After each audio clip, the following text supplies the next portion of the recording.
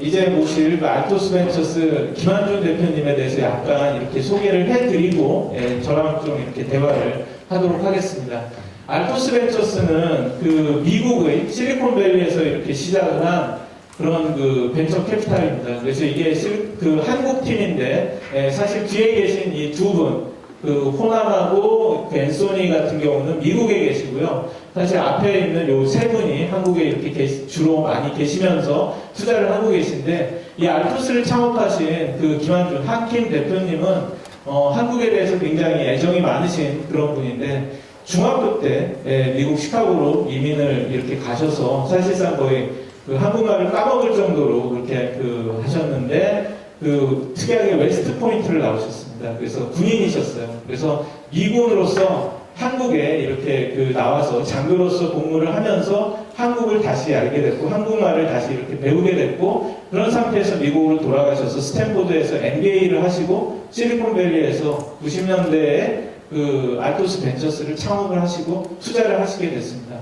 그러다가 10년 전부터 한국에 관심을 더 갖고 2006년부터 이렇게 투자를 하시기 시작을 하다가 아예 한국만을 위해서 이렇게 투자를 하는 벤처 펀드를 만드셨고요. 그래서 지금은 2호 벤처 펀드는 1200억 규모의 코리아 펀드를 만드셔서 이렇게 투자를 이렇게 많은 회사들한테 8년간 35개의 한국 회사에 이렇게 투자를 해오고 계십니다.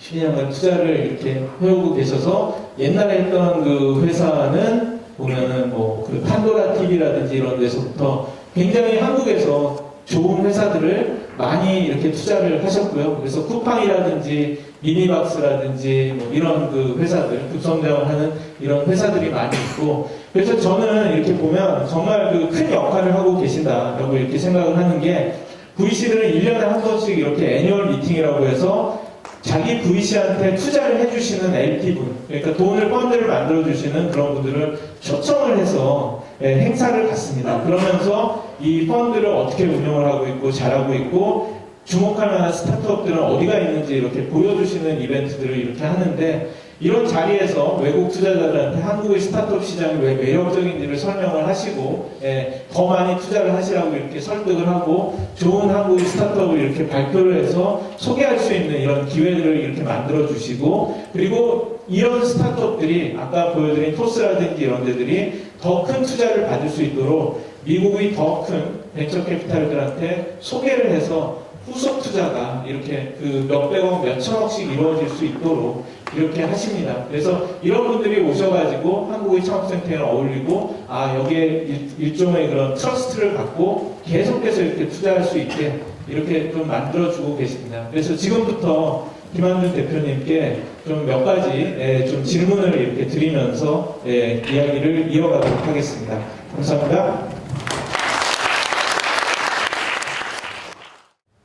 네, 일단 그래서 제가 이렇게 쭉 말씀을 이렇게 드렸는데, 일단 정해 있는 걸로 먼저 이렇게 말씀을 드릴게요. 그래서 10여 년 전부터 한국 스타트업 생태계에 이렇게 투자를 하시고 이렇게 됐는데, 그냥 이렇게 평가하시기에 어떤가요? 한국의 스타트업들이 어떻고, 계속해서 지금 투자를 이렇게 더 많이 좀 하시고 매력적인 시장이라고 생각을 하시는지, 그리고 어떻게 해서 실리콘밸리에서 여기까지 오셔서 투자하시게 됐는지 간단하게 한번 말씀을 해주세요. 어떻게 보면 간단해요. 저희는 투자자이고, 한국 스타트업들이 미국에 있는 스타트업 대비해서 많이 저평가되어 있다고 생각이 들어서 충분히 한국에 와갖고 투자 활동하면서 저평가되어 있는 회사들을 더 잘 키우고 제대로 평가받을 수 있도록 도움을 줄 수 있겠다. 이제 그런 생각이 들어서 한국에 처음 들어와서 투자하는데, 이제는 그러면서 이제 우리도 투자 이익도 많이 보고 그럴 것 같다. 그런 것도 있었지만 진짜로 열심히 일하는 것 같아요.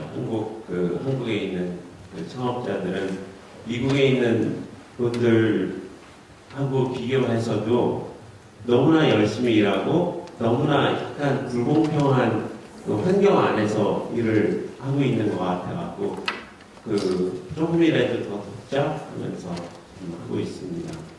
불공평한 환경이 뭐죠?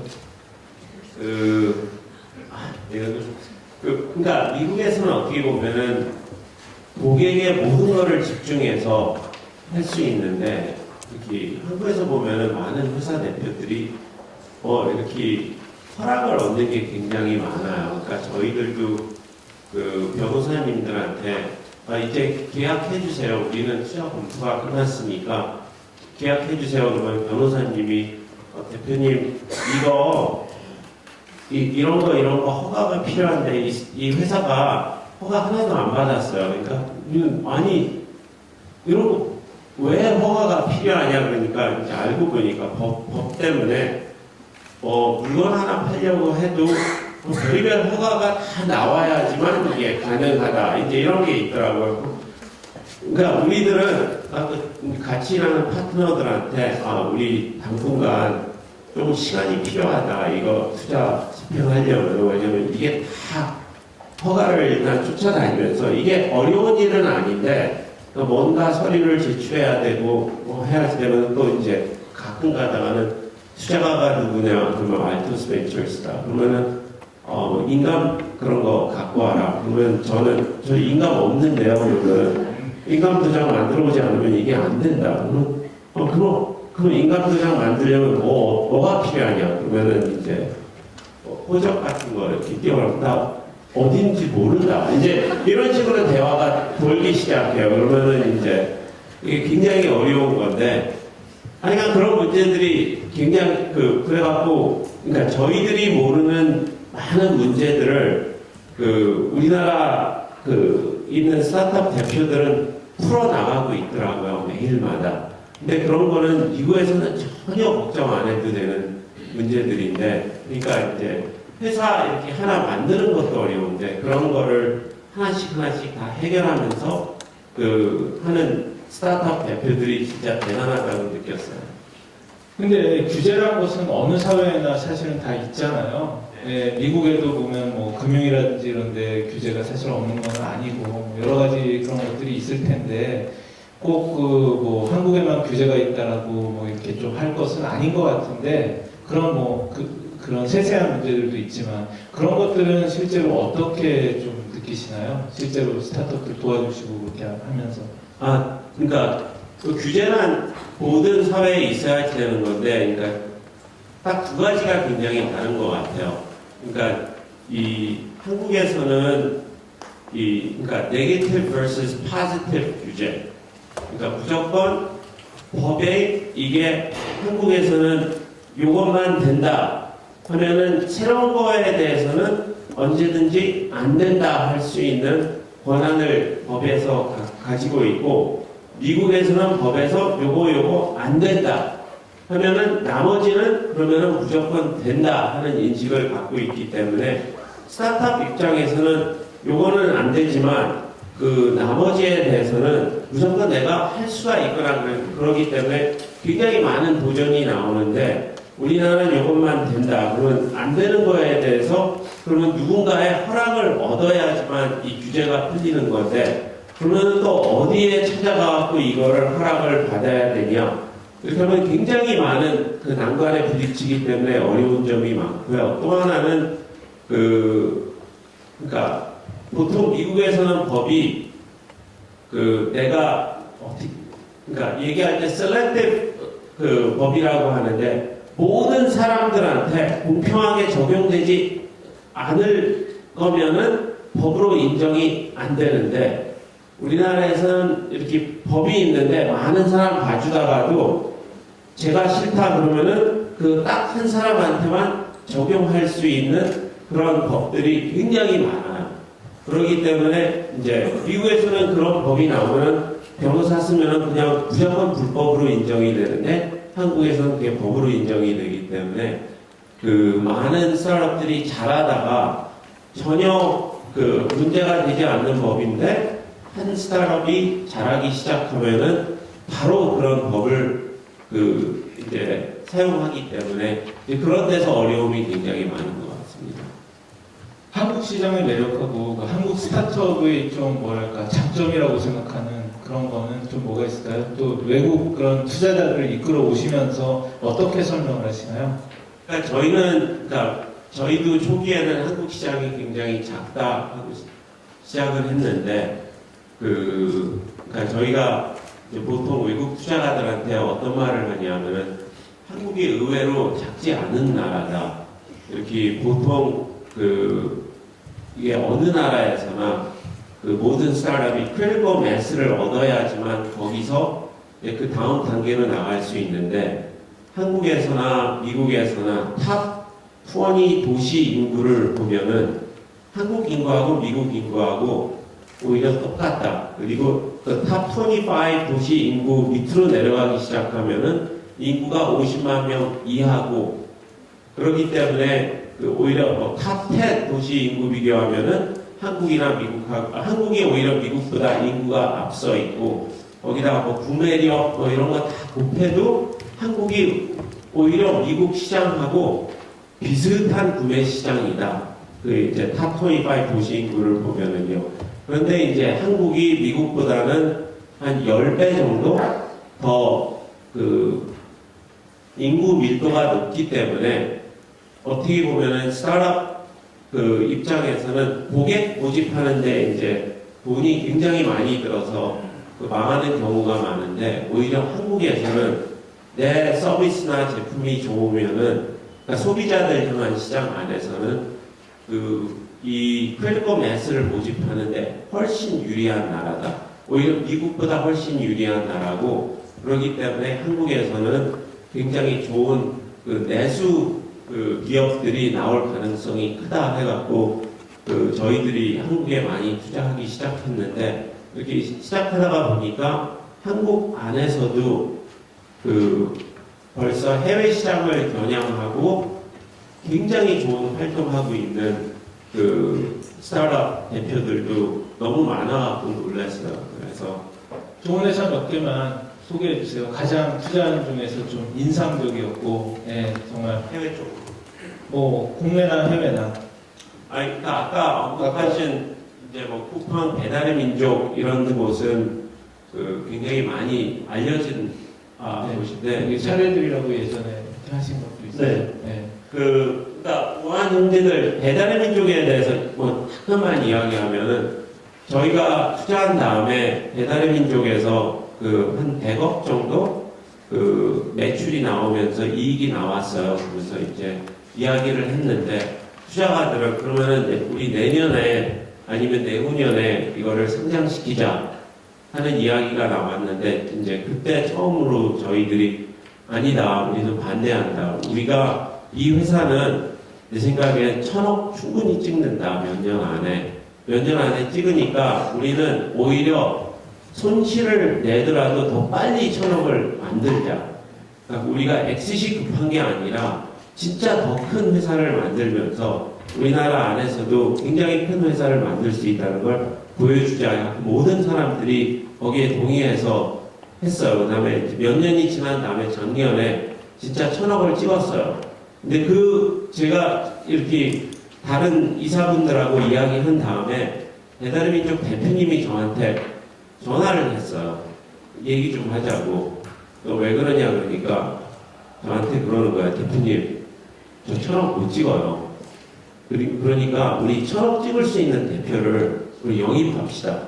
저한테 딱 그랬거든요. 그래갖고 이제 저는 아닙니다. 대표님이 충분히 1000억 찍을 수 있는 능력을 갖고 있습니다. 했는데 그게 이제 불과 몇 년 전 대화인데 요번 연도에는 그러니까 2017년 계획에 대해서 이야기하면서 한 말씀이 그러니까 앞으로 다 5천억 찍을 거는 된 것 같다. 5천억은 충분히 찍는다, 매출. 근데 지금 걱정하는 거는 1조까지 매출 찍는 건데 1조를 앞으로 5년 안에 찍고 싶다.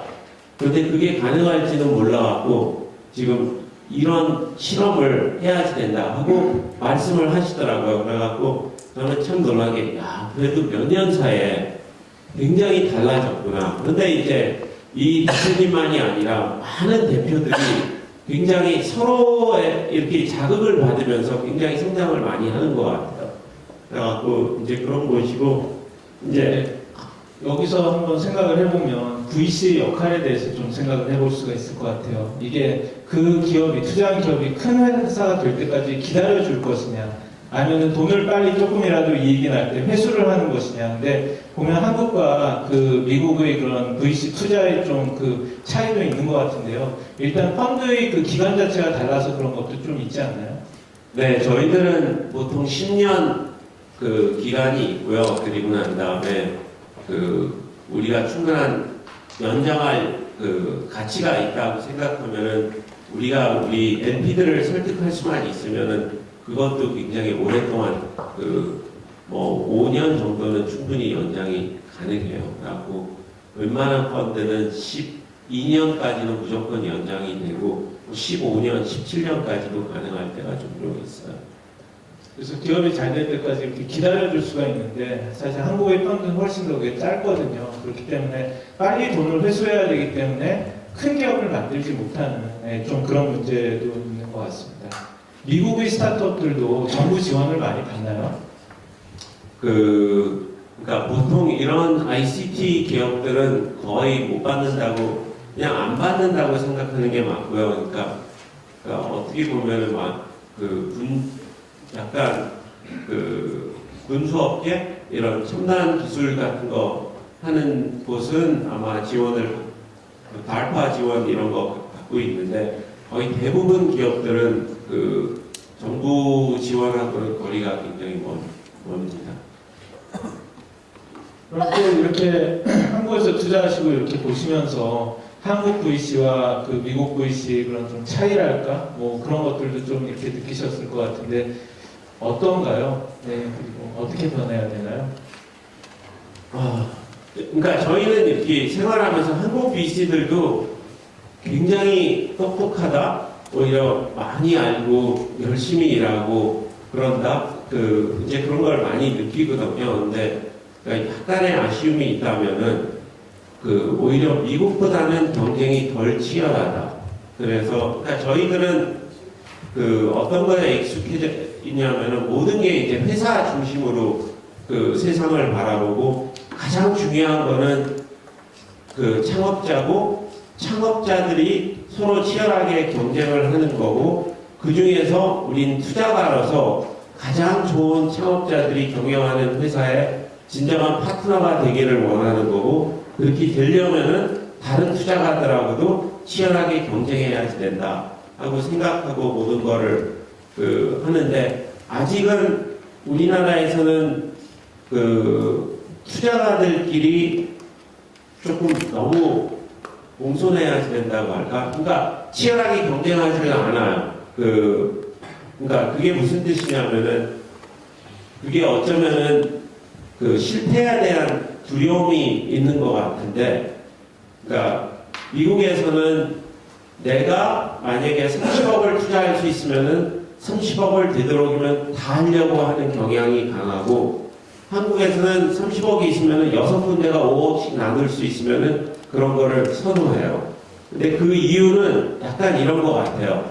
회사가 망했을 경우에 내가 5군데랑 다 같이 투자해갖고 망했으면은 이제 정부에서 질책이 떨어져도 6군데가 나눠서 하니까 나 혼자만 바보가 아니었으니까 그게 보통 괜찮다고 오케이가 되는 셈이고 미국에서는 우리가 망하면 그건 뭐 우리가 책임지지 우리 투자가한테 왜 어떤 한 회사가 망했냐 하고 그런 질책이 절대로 들어오지가 않아요. 그렇기 때문에 어떻게 보면 약간 제도 때문에 그런 일이 일어나지 않는가 생각이 들고요.